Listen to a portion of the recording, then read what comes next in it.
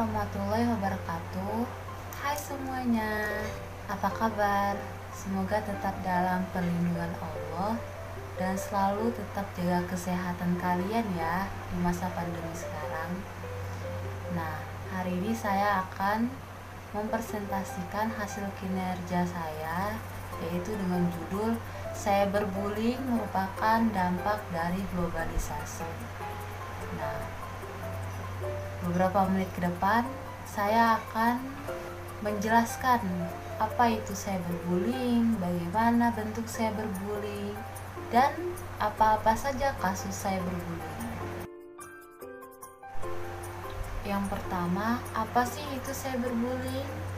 Nah, cyberbullying adalah penyalahgunaan teknologi yang dilakukan seseorang dengan cara memberi pesan atau mengunggah gambar atau video yang bertujuan agar seseorang tersebut dipermalukan, diolok-olok, disiksa maupun diancam.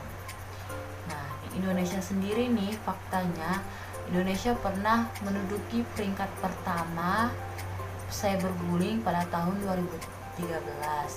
Hal ini dikuatkan oleh bukti data UNICEF bahwa 41% remaja di Indonesia yang berumur 13 sampai 15 tahun itu menjadi korban cyberbullying. Nah, cyberbullying sendiri terjadi di media sosial. Contoh-contohnya seperti Instagram, Line, Facebook, maupun media sosial lainnya yang dapat didownload di HP kita. Yang kedua, ada bentuk-bentuk dari cyberbullying. Nah, yang pertama ada flaming. Flaming merupakan perilaku berupa mengirim pesan teks dengan kata-kata kasar dan frontal. Perilaku ini biasanya dilakukan di dalam sebuah chat group, seperti mengirimkan gambar-gambar yang dimaksudkan untuk menghina orang yang dituju. Yang kedua, ada harassment. Harassment merupakan perilaku mengirim pesan-pesan dengan kata yang tidak sopan yang ditunjukkan kepada seseorang berupa gangguan yang dikirimkan melalui jaring sosial secara terus-menerus. Yang ketiga, ada denigration. Denigration merupakan perilaku mengumbar keburukan seseorang di internet dengan merusak reputasi atau nama baik orang lain. Keempat, ada impersonation. Impersonation adalah perilaku berpura-pura menjadi orang lain dan mengirimkan pesan-pesan atau status yang tidak baik. Selanjutnya ada cyberstalking. Nah, cyberstalking ini merupakan perilaku berulang-ulang kali mengirimkan sebuah ancaman yang membahayakan seseorang atau pesan-pesannya mengintimidasi dengan menggunakan komunikasi elektronik. Kemudian yang ketiga, ada dampak-dampak dari cyberbullying. Yang pertama, korban bisa mendapatkan sebuah depresi dan kecemasan yang luar biasa, sehingga adanya pemikiran untuk bunuh diri. Yang kedua, korban biasanya menghindari interaksi sosial atau menjadi seseorang yang introvert. Dan yang ketiga, adanya pemikiran untuk melukai diri sendiri.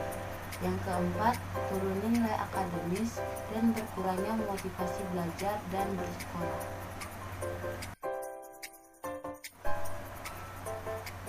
Lalu yang keempat, apa sih yang harus kita lakukan sebagai seorang korban maupun sebagai seseorang yang mengetahui adanya kejahatan cyberbullying ini? Yang pertama, simpan semua bukti dari kejahatan cyberbullying tersebut. Yang kedua, laporkan kepada orang tua atau guru sehingga dapat ditindaklanjuti. Yang ketiga, tetaplah percaya diri.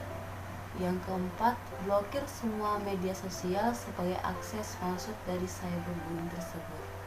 Dan yang terakhir, cerita kepada orang lain agar mendapat solusi dan saran yang tepat.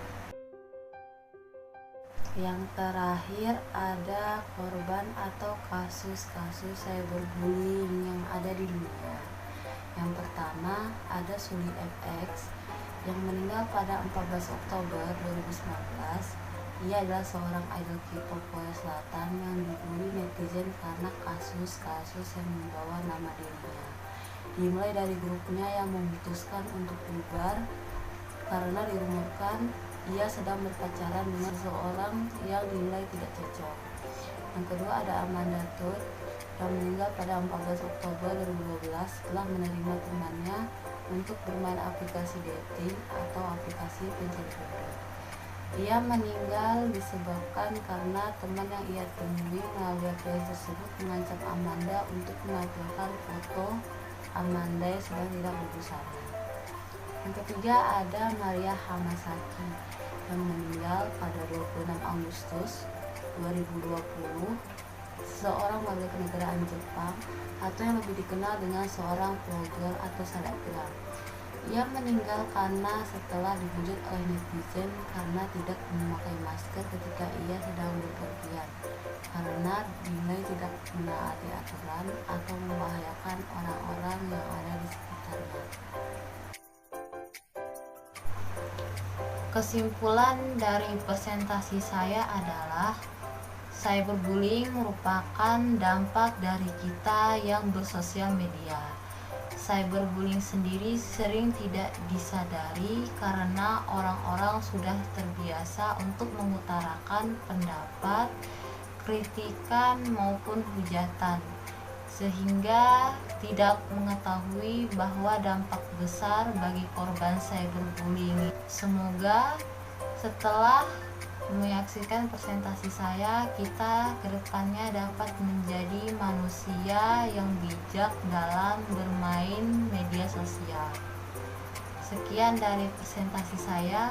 Wassalamualaikum warahmatullahi wabarakatuh.